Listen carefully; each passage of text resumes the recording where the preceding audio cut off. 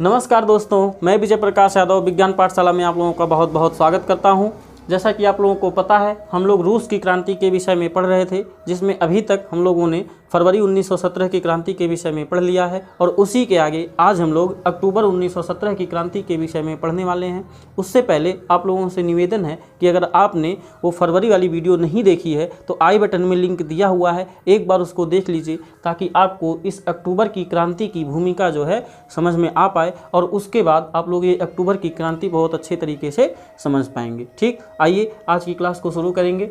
ठीक, तो अक्टूबर की क्रांति के विषय में हम लोग पढ़ेंगे, लेकिन इससे पहले हम लोग जो फरवरी की क्रांति के विषय में पढ़े थे उसमें हम लोगों ने देखा था कि एक अंतरिम सरकार का गठन हो चुका है। ठीक, और उसके बाद जो है लेनिन, जिनका देश निकाला जार के द्वारा दे दिया गया था, वो भी वापस आ चुके हैं और वापस आते ही वो जो है 1 अप्रैल थीसिस पेश करते हैं और इस अंतरिम सरकार का विरोध करना प्रारंभ करते हैं। ठीक, लेकिन उसके बाद जो है इन बोल्शेविकों, जिनका नेतृत्व लेनिन कर रहे थे, और अंतरिम सरकार दोनों के बीच में टकराव की स्थिति उत्पन्न हो जाती है। बहुत खींचातानी के बाद जो है ये स्थिति आती है कि एक दिन 16 अक्टूबर 1917 ईस्वी के दिन जो है ये लेनिन, ये जो पेट्रोग्राद सोवियत बनी हुई है उसको और अपने बोल्शेविक पार्टी के जो कार्यकर्ता हैं उनको इस बात के लिए राजी कर लेते हैं कि अब जो है हम लोगों को सत्ता के ऊपर कब्जा कर लेना चाहिए और सत्ता हमारे हाथ में होनी चाहिए, ना कि किसी अंतरिम सरकार के हाथ में होनी चाहिए।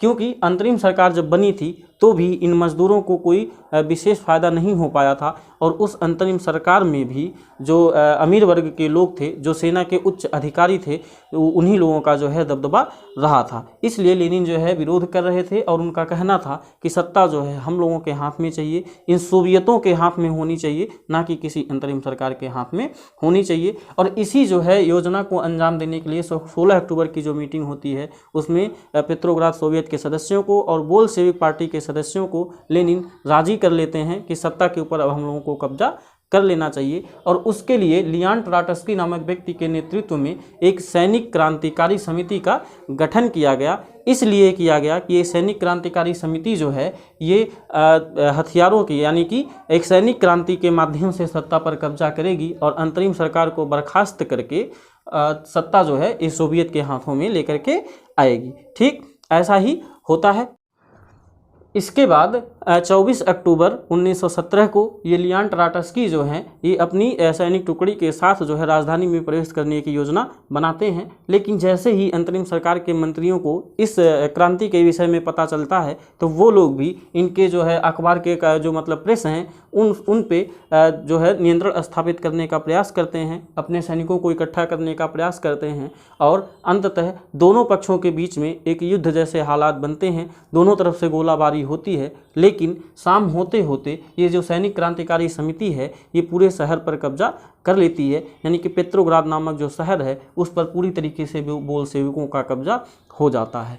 ठीक, इसके बाद जो है इसी की देखा देखी मास्को शहर में भी जो है ये क्रांति प्रारंभ होती है और दिसंबर तक जो है मास्को पर भी इन बोल्शेविकों का पूरी तरीके से नियंत्रण स्थापित हो जाता है। ठीक, क्योंकि बोल्शेविक जो लोग थे ये निजीकरण के खिलाफ थे, ये लोग निजी संपत्तियों के विरोधी थे। इसलिए जैसे ही सत्ता इनके हाथ में आती है ये लोग जो कारखाने हैं और जो बैंक हैं उनके राष्ट्रीयकरण की प्रक्रिया को प्रारंभ करते हैं। जो बड़े बड़े मकान लोगों के पास हवेलियां थी उनको एक परिवार के रहने भर का छोड़ करके बाकी अन्य परिवारों में वितरित कर दिया जाता है। जो ज़मीन है उनको सामाजिक संपत्ति के रूप में घोषित कर दिया जाता है और किसानों को सामंतों की ज़मीन पर कब्जा करने का अधिकार दे दिया जाता है। ये सारे परिवर्तन जो है किए जाते हैं लेनिन के द्वारा जब सत्ता जो है इन बोल्शेविकों के हाथ में आती है। लेकिन इसके पहले जो अंतरिम सरकार बनी थी उसके साथ ही साथ एक संवैधानिक सभा के गठन का भी प्रावधान किया गया था। ठीक, और उस संविधान सभा के चुनाव के लिए ये जो है मतलब लेनिन है वो प्रयास करते हैं जब सत्ता इनके पास आ जाती है तब। लेकिन उस संविधान सभा के चुनाव में लेनिन की जो बोल्शेविक पार्टी है, ठीक है, जिसका नाम अभी जो है कम्युनिस्ट पार्टी रख दिया गया है, उस पार्टी को बहुमत नहीं मिल पाता है और जो संविधान सभा चुन करके आती है वो लेनिन द्वारा रखे गए प्रस्तावों को पूरी तरीके से खारिज कर देती है। और जब लेनिन देखते हैं कि ये सारी गतिविधियां जो है हमारे खिलाफ चली जा रही हैं, तो लेनिन उस संविधान सभा को ये कहते हुए खारिज कर लेते हैं कि अनिश्चित परिस्थितियों में चुनी हुई संविधान सभा से ये जो हमारी अखिल रूसी सोवियत कांग्रेस है ये अधिक लोकतांत्रिक संस्था है। ठीक, अच्छा, अब आप ये कहेंगे कि एक बार तो ये जो है सोवियत के जो सदस्य हैं वो और फिर बोल्शेविक जो सदस्य हैं वो सारे लोग जो है इस क्रांति के पक्ष में थे, तो फिर संविधान सभा में लेनिन हार कैसे गए? ठीक, उसके पीछे भी कारण ये था कि जो मतलब पूरा रूस था वो 3 भागों में बटा हुआ था। एक तो ये बोल्शेविक लोग थे, ठीक, जो कि सिर्फ मजदूरों के वर्ग के रूप में जाने जाते थे। दूसरा वर्ग जो कि बहुत बहुसंख्यक वर्ग था, किसानों का था, और जिन पर नियंत्रण जो है समाजवादी क्रांतिकारी लोगों का था। ठीक, और एक ऐसा भी वर्ग था जो राजशाहियों के समर्थन में था, जो सामंतों के समर्थन में था। ठीक, और जब ये बोल्शेविक लोगों ने सत्ता पर एक सैनिक क्रांति के माध्यम से कब्जा किया, तो ये जो सामाजिक क्रांतिकारी लोग हैं वो लोग भी, और जो राजशाही को समर्थन देने वाले लोग हैं वो लोग भी, ये सारे लोग इन बोल्शेविकों के खिलाफ खड़े हो गए, और जो वोटिंग हुई उसमें इनके खिलाफ सारे लोगों ने वोटिंग किया, इसी की वजह से जो है लेनिन ये चुनाव जो है वो हार जाते हैं। ठीक है ना। लेकिन उस संविधान सभा के बहिष्करण के बाद जो है ये अखिल रूसी सोवियत कांग्रेस को ही रूस की आधिकारिक संसद घोषित कर दिया जाता है, और जो मतलब जर्मनी से जो कि प्रथम विश्व युद्ध चल रहा था उसमें अन्य राजनीतिक पार्टियों के विरोध के बावजूद भी लेनिन इस जर्मनी से संधि कर लेते हैं और युद्ध विराम जो है करने का प्रयास करते हैं। ठीक है ना। इसके बाद अपनी जो सत्ता लेनिन ने जो सैनिक क्रांति के माध्यम से स्थापित की है उसको स्टेबल बनाने के लिए, उसको स्थिर बनाने के लिए बहुत सारे प्रावधान करते हैं। ठीक है, जिसमें वो सेंसरशिप लगाते हैं, गुप्तचर पुलिस की व्यवस्था करते हैं जिसको चेका, एनकावीडी और ओजीपीओ के नाम से जाना जाता था, जिसका कार्य होता था कि बोल्शेविकों का विरोध करने वाले लोगों का दमन करना। ठीक है ना। इसके बाद ट्रेड यूनियनों पर भी इस जो लेनिन सरकार थी इसका पूरी तरीके से नियंत्रण हुआ करता था। ठीक, लेकिन इसके बाद जो है 1917 के बाद 1819 के आसपास स्थितियां बदली, प्रथम विश्व युद्ध समाप्त हुआ और उस प्रथम विश्व युद्ध में जो कि रूस के समर्थक देश थे उनकी विजय हुई। ठीक, ये भी एक सवाल बनता है कि रूस की विजय कैसे हो गई, रूस के समर्थक राष्ट्रों की विजय कैसे हो गई, जबकि हमने देखा था कि जर्मनी जो है बहुत बढ़त की स्थिति में चल रहा था, रूस की सेनाओं को पीछे हटना पड़ा था। तो ऐसा इसलिए हुआ क्योंकि अमेरिका जो है इस युद्ध में पूरी तरीके से शामिल नहीं था, वो यूरोपीय राष्ट्रों को हथियार बेच रहा था, पैसे कमा रहा था, लेकिन खुद जो है इस युद्ध में शामिल नहीं था। कुछ समय के बाद जब उसने देखा कि दोनों ही पक्ष लड़के कमज़ोर हो चुके हैं, तब जो है अमेरिका पूरी ताकत के साथ युद्ध में एंट्री करता है और जो युद्ध कभी जर्मनी जीत रहा होता है उसको जर्मनी की हार में परिवर्तित कर देता है। ठीक है ना। अमेरिका जो है दोनों विश्व युद्धों में लगभग इसी तरीके की भूमिका निभाता है और उसी का कारण है कि कभी जो यूरोप पूरी दुनिया की महाशक्ति हुआ करता था, जिस यूरोप के देश ब्रिटेन के बारे में ये कहा जाता था कि इसके साम्राज्य में कभी सूरज अस्त नहीं होता है, ये सारे देश जो हैं द्वितीय विश्व युद्ध के बाद अमेरिका के पीछे खड़े नज़र आते हैं, अमेरिका के शागिर्द बने नज़र आते हैं और अमेरिका जो है एक विश्व की महाशक्ति बन करके उभरता है। उसके पीछे यही सब कारण रहे हैं कि वो युद्धों में सामने से आकर के भाग नहीं लेता है, खुद युद्ध में भाग नहीं लेता है, तब तक नहीं लेता है जब तक वो ये नहीं जान लेता है कि हमारे दुश्मन पूरी तरीके से कमज़ोर पड़ चुके हैं। ठीक है ना। तो जर्मनी जो है ये युद्ध में हारता है, रूस के समर्थक राष्ट्र जो हैं वो जीत जाते हैं। क्योंकि जो रूस के जार निकोलस थे ये रूस के जो मतलब अन्य देश थे, मित्र राष्ट्र थे, उनके साथ युद्ध लड़ रहे थे, तो ये सारे जीते हुए देश जो हैं वो रूस के समर्थन में आकर के खड़े हो जाते हैं, जार के समर्थन में आकर के खड़े हो जाते हैं और इन बोल्शेविकों को हटा करके जार की सत्ता को पुनः स्थापित करने का प्रयास करते हैं। क्योंकि ये जो सामाजिक क्रांतिकारी लोग थे ये भी बोल्शेविकों का विरोध कर रहे थे, इसलिए ये सामाजिक जो क्रांतिकारी लोग हैं वो जो रूस के समर्थक देश हैं वो और जो है ये रूस में जो जार के समर्थक लोग हैं वो ये तीनों लोग मिल करके सैनिक टुकड़ियों को इकट्ठा करने का प्रयास करते हैं और लेनिन के विरुद्ध अपने ही देश में एक तरह के युद्ध की तैयारी में लग जाते हैं। और इधर क्या होता है कि लेनिन जो हैं ये जब ज़मीनों के पुनर्वितरण का की घोषणा करते हैं तो इनकी सेना के जो सैनिक है वो ज़्यादातर सैनिक घर जाने का प्रयास करते हैं, क्योंकि वो भी जो है अपने परिवार के लिए कुछ ज़मीनों को पाना चाहते थे। ठीक इस तरीके से लेनिन की सेना धीरे धीरे कमज़ोर होना प्रारंभ होती है और ये लेनिन के जो विरोधी हैं वो सारे लोग एक जगह पर इकट्ठा होकर के लेनिन के विरुद्ध युद्ध की घोषणा मतलब युद्ध करने का प्रयास करते हैं। तो इसके बाद जो है रूस एक युद्ध में पड़ता है जिसको गृह युद्ध के नाम से जाना जाता है, जो कि मतलब 2 सालों के आसपास लगभग चलता है। ठीक तो इस गृह युद्ध में क्या होता है कि इस गृह युद्ध में अंततः 1920 आते आते जो बोल्शेविक लोग हैं इनका लगभग जो रूसी साम्राज्य था उस पर नियंत्रण स्थापित हो जाता है। ये कैसे होता है जबकि इनके विरोध में 3 गुट खड़े हुए हैं, अन्य देश भी खड़े हुए हैं, उसके बावजूद लेनिन इस गृह युद्ध में जीतते कैसे हैं? तो उसके पीछे का कारण ये है कि जैसे ही ये जार समर्थक लोग हैं, ठीक, इनके पास थोड़ी सी ताकत आती है, अन्य देशों का समर्थन मिलता है, तो वो किसान जो कि इनकी ज़मीनों पर कब्जा किए हुए हैं इनको ये सामंत लोग प्रताड़ित करना प्रारंभ कर देते हैं, अपनी ज़मीनों पर कब्जा करने के लिए इनको सज़ा देना प्रारंभ करते हैं, जिससे किसानों का जो सामाजिक क्रांतिकारियों के प्रति मोह था वो भंग होता है और उन किसानों को लगता है कि ये सामाजिक क्रांतिकारी लोग हमारा भला नहीं कर सकते हैं, हमारे भले की बात तो ये लेनिन सोच रहे हैं, ये बोल्शेविक सोच रहे हैं। और उन किसानों का जो कि रूस के बहुसंख्यक वर्ग थे, उन किसानों का समर्थन जो है वो भी लेनिन को प्राप्त होने लगता है।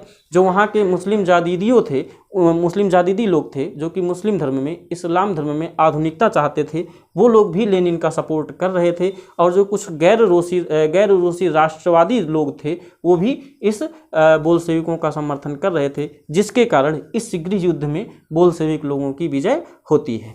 ठीक, गृह युद्ध चलता है। गृह युद्ध के बाद जो है 1920 आते आते पूरे रूस पर बोल्शेविक लोगों का कब्जा होता है, लेकिन और जो गैर रूसी राष्ट्र थे जहाँ पर इन बोल्शेविकों का कुछ नियंत्रण था, जहाँ पर इस साम्यवादी विचारधारा का प्रचार प्रसार हो रहा था, वहाँ ये बोल्शेविक लोगों ने जो कि लेनिन के समर्थक लोग थे उन्होंने राष्ट्रवादियों का कत्लेआम करना प्रारंभ कर दिया था, जिससे घबरा करके, जिसकी फिक्र करते हुए लेनिन ने इनको रोका और एक यूएसएसआर की स्थापना की दिसंबर 1922 में, जिसमें ये कहा गया कि जो गैर रूसी मतलब राष्ट्रवादी देश हैं उनको यूएसएसआर के अंतर्गत एक संगठन में शामिल किया जाएगा, जिसमें उनको अपनी राजनीतिक स्वायत्तता तो प्राप्त होगी, लेकिन कुछ बातें, कुछ कानून जो है यूएसएसआर के मानने होंगे, जिसके एवज में यूएसएसआर उनको संरक्षण प्रदान करेगा। ठीक है ना। तो इस तरीके से दिसंबर 1922 में लेनिन के द्वारा यूएसएसआर की स्थापना की गई,